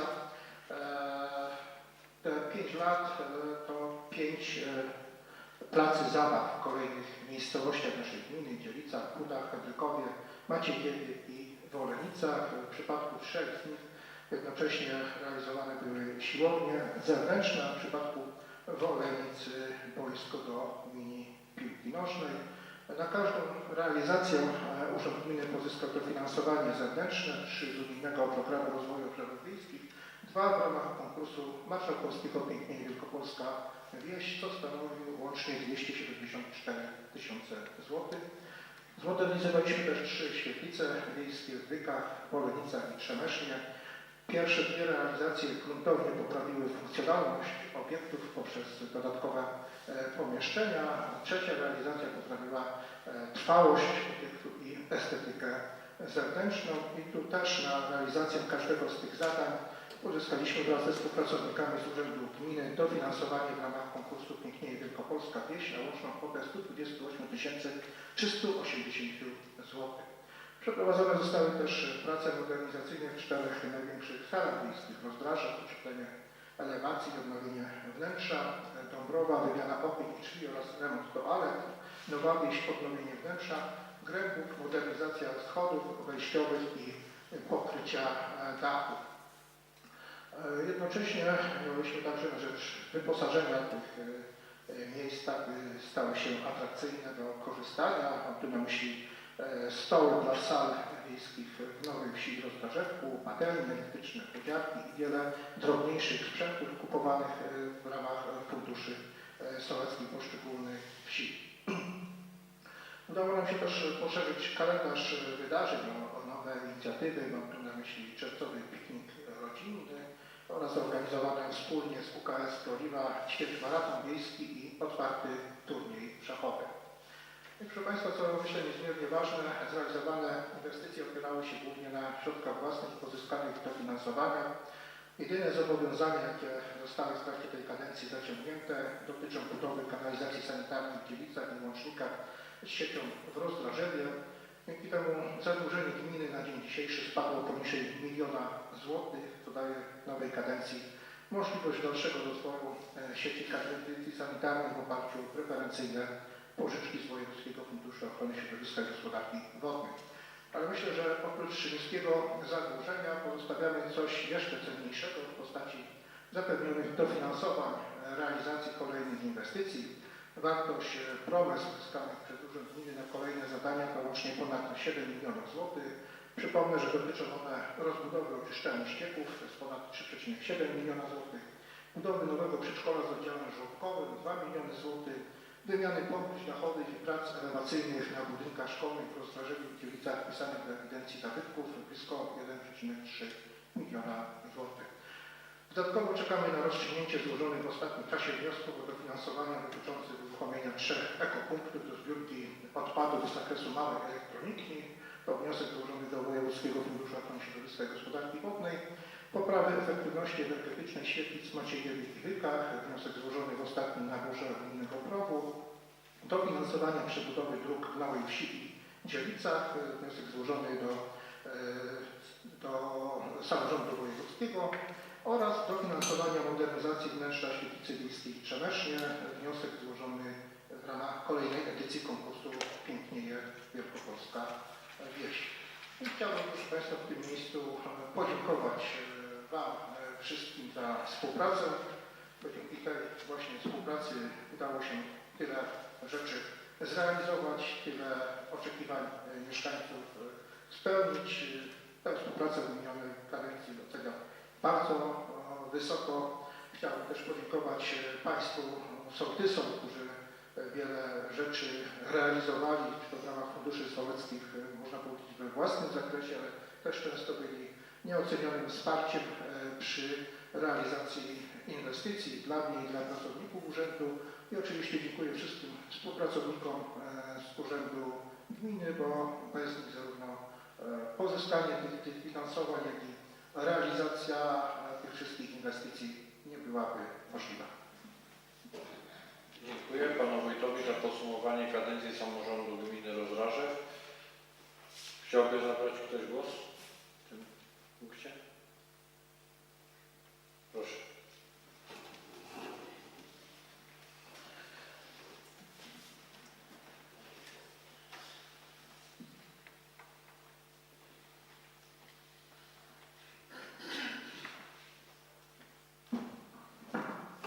Panie Przewodniczący, Wysoka Rado, Panie Wójcie, Szanowni Goście. Słuchając tu sprawozdania Pana Wójta, to jestem naprawdę pełen podziwu dla Państwa, bo będąc na każdej sesji, nawet człowiek sobie nie zdaje sprawy, że zostało tyle rzeczy wykonanych, tyle inwestycji, tyle zadań. Co do powiatu, to mogę tylko powiedzieć, Pan Wójt już to wspominał o infrastrukturze drogowej, że przez ostatnie 5 lat powiat wydał na drogi 66 milionów złotych i praktycznie, tak szczerze mówiąc, tych pieniędzy nie widać, żeby one były gdzieś budowane. Dodać należy, że każda gmina dokładała do budowy dróg czy do modernizacji. I tutaj, jeżeli chodzi o Rozdrażew, to było około 1 039 000 złotych, jak dobrze pamiętam. I nie tylko drogi, bo i te ścieżki rowerowe, inne zadania, któreście pomagali Państwo powiatowi. Za to serdecznie Wam dziękuję, bo gdyby nie gminy, czy w ogóle wszystkie gminy z naszego powiatu, to te drogi by wyglądały jeszcze gorzej jak teraz. Wiadomo, że powiat dróg ma 450 km, ale to nie upoważnia do tego, żeby nie były remontowane czy robione. Uważam, że ostatnio żeśmy pisali zresztą z Panem Wójtem nawet takie interpelacje do powiatu, żeby te drogi były robione przez firmy zewnętrzne, co akurat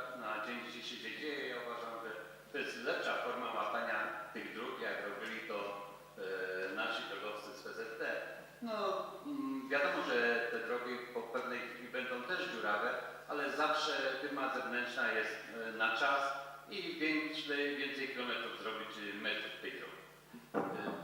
Mogę tylko jeszcze dodać do tego, że na rok budżetowy 2024 w budżecie powiatu znajduje się 600 000 złotych na trzeci etap drogi na ulicy Kwiatowej. Tutaj na rozważach, jakbyście Państwo jechali, każdy wie, gdzie jest Kwiatowa. 28 000 jest na przystanek autobusowy w Dziewicach, 75 000 na dokumentację drogi rozdroża Koźmi Wielkopolskich, 400 000 na dokumentację rozdroża Wyki. No ja uważam, że te 400 000 na rozdroża Wyki, jeżeli zrobimy przetarg, to chyba nie wystarczy, a to będzie później problemem, żeby to wykonać, bo wiadomo, tu z wójtem nieraz mówimy o tym, że tam nie wiadomo, czy nie dojdzie do wykupów gruntów, do nasypów różnych. No powinno się zrobić ujęcia i tak dalej. Żeby to fachowcy zrobili, to trzeba jeszcze większych nakładów. Ale miejmy nadzieję, że to będzie dokończone i będzie zrobione. Jak będzie zrobione, to małymi krokami może się będziemy posuwać, żeby te zadania wykonać. Też już mówiłem na jednym zebraniu, że bardzo często byłem u wójta, właśnie prosiłem go, żeby poprosił Państwa o pieniądze na nasze drogi czy chodniki. No fakt, że niejednokrotnie się tu, tak w cudzysłowie mówię, stawiał, ale zawsze z Państwem się dogadywał i robiliśmy niektóre zadania. I za to serdecznie Państwu dziękuję. Mam nadzieję, że w następnej kadencji, jak będziecie Państwo, bo niektórzy już są radnymi praktycznie, bo nie mają konkurentów, no to będzie podobne współdziałanie pomiędzy powiatem a gminą. Nie na tej zasadzie, żeby powiat wykorzystywał gminę, ale no współdziałanie powinno być, czy na niwie infrastruktury drogowej, czy innej. Jeszcze mogę dodać tylko, że bardzo dużo środków pochłonął szpital powiatowy, ponad 25 milionów. Na ten szpital było wzięty pożyczki z Jessica 20 milionów na oprocentowanie 0,3%. No i tak tylko można powiedzieć, że gdyby te oprocentowanie, czy te pieniądze były wzięte w późniejszym terminie, to dzisiaj by poszło może ponad 35 milionów. Wiadomo, jak inflacja poszła i ten szpital by jeszcze w gorszym stanie był, jak jest. Ale no, mam nadzieję, że będzie dobrze, bo infrastruktura szpitala już wygląda lepiej. Gorzej wygląda na przykład już no, z lekarzami, z pielęgniarkami. Wiadomo, jak się borykamy z jakimi trudnościami. No i w tej chwili powiat remontuje szkoły, które no, wymagają bardzo dużo remontu. Jeżeli Państwo dobrze znacie Krotoszyn, czy chodziliście tam do tych szkół, to wiecie, jak te szkoły wyglądają. To są stare budynki wymagające naprawdę dużych nakładów. A tak jak Pan Wójt powiedział, no, powiat powinien w tej może kadencji nie, bo już jak przedstawiłem Państwu, pieniądze już są uchwalone. Wiadomo, że zmiany zawsze można jakieś zrobić, ale na następny rok nowa kadencja, którą obejmie powiat i nowi radni, mam nadzieję, że zajmą się właśnie drogami, bo to jest chyba w tej chwili po szpitalu najważniejsza sprawa, która wymaga takiej natychmiastowej reakcji, bo uważam, że my wszyscy jeździmy po tych drogach i dlatego Wasz udział tutaj jest bardzo pomocny. Dziękuję Państwu bardzo. Dziękuję bardzo. Czy chciałby jeszcze ktoś zabrać głos? Nie widzę. Panie i Panowie Radni, nastąpi teraz wręczenie pamiątkowych tabliczek z podziękowaniami przez wójta i przewodniczącego Rady. Ja ze swojej strony chciałbym również podziękować za współpracę. Proszę o podejście przed scenę kolejną.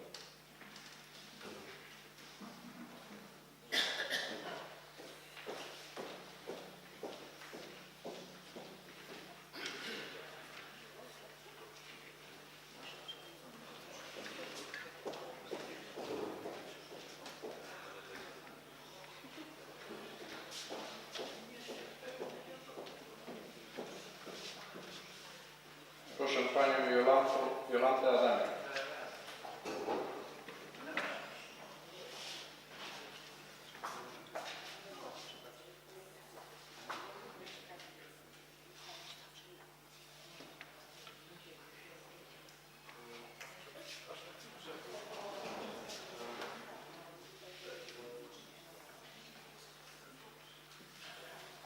Dziękuję. Pan Dawid Bała.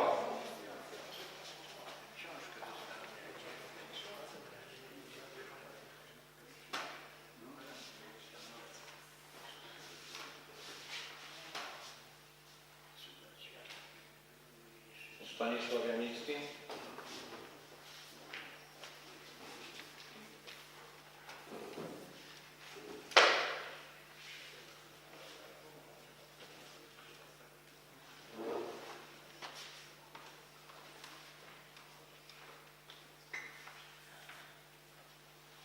Pan Jerzy Juszkowiak.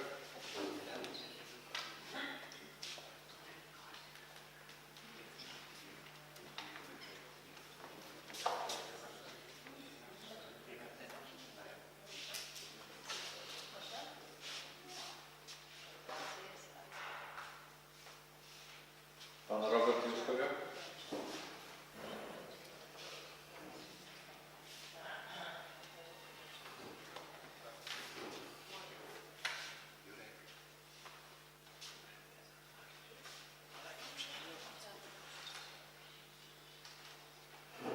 Pan Jan Maciejski.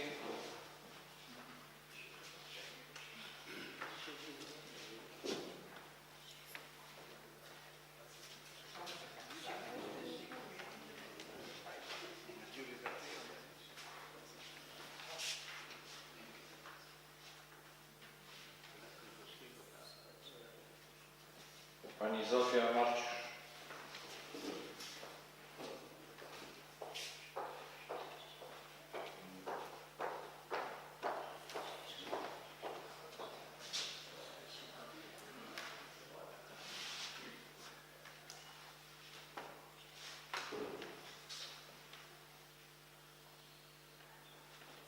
Pan Paweł Pawlak.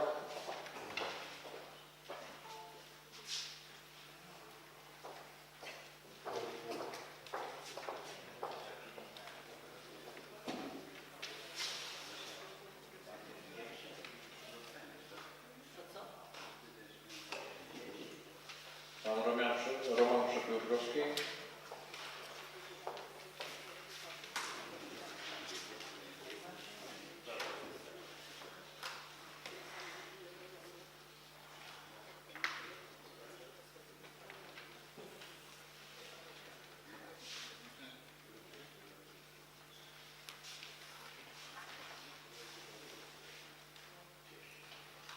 Pan Andrzej Ptak.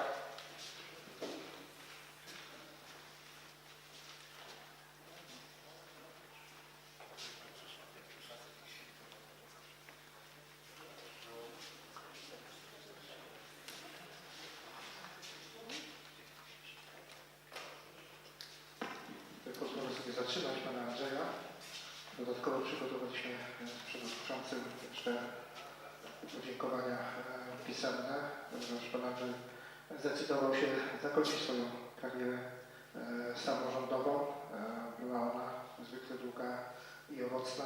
Natomiast oprócz tutaj radnego powiatowego Henryka Jankowskiego, praktycznie jedyną osobą, która działa w samorządzie, działała w samorządzie już w roku 1990, tworząc podwaliny pod funkcjonowanie tego samorządu, podając pierwsze statuty, pierwsze regulacje dotyczące funkcjonowania. Myślę, że to naprawdę długi okres, na przestrzeni tych 34 lat. Pan Andrzej był radnym przez 6 kadencji. Świadczy to niewątpliwie o ogromnym zaufaniu mieszkańców Wolenic, o docenieniu tego, że godnie ich reprezentował i dbał o ich potrzeby. Ja z tej strony, myślę, że również pan przewodniczący chcielibyśmy podziękować panu Andrzejowi też za współpracę w przeciągu tych lat, za zgłaszane inicjatywy oraz wielokrotnie wyrażane bardzo wyważone opinie w trakcie trakcie procedowania poszczególnych uchwał, czy w ramach wolnych głosów i wniosków.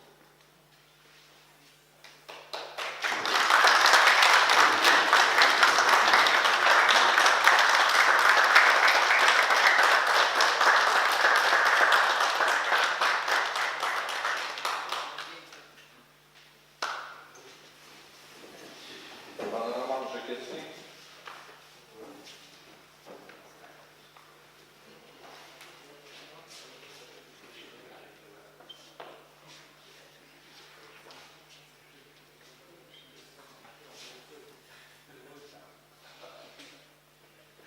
Pan Mirosław Rudzik.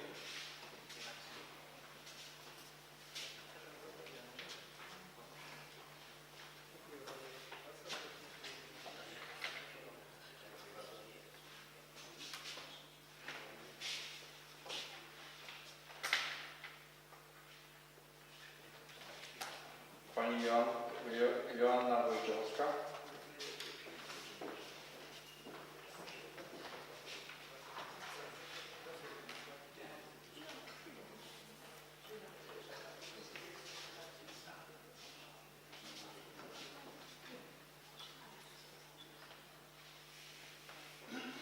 Pan Mirosław Jarosław.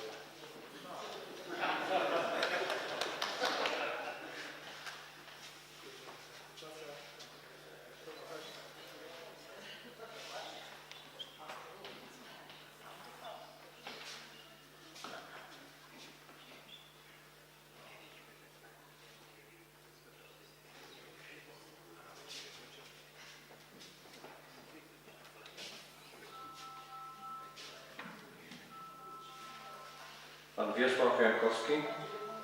Proszę pana przewodniczącego o wsparcie.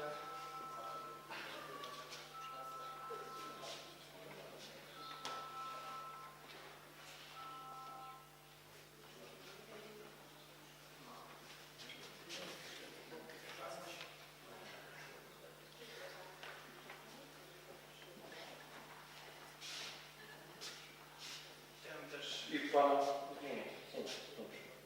pana wójta gminy, pana Mariusza Wnioski.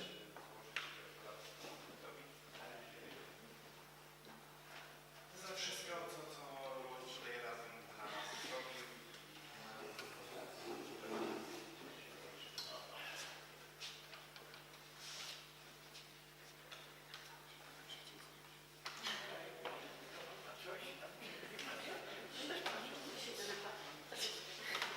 Halo, tutaj wzywają.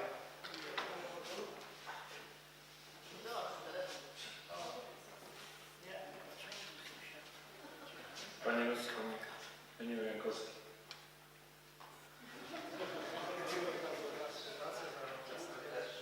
Naszych oczekiwań na forum Rady Powiatu Krotoszyńskiego, do Zarządu Powiatu, do Zarządu Dróg, na wiele interpelacji, które w czasie musi być w celu poprawy warunków życia naszych mieszkańców. Dziękuję bardzo. Dziękuję bardzo.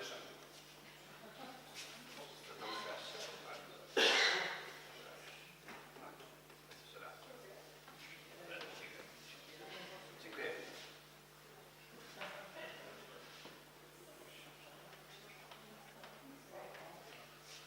Grzegorza Króla nie ma.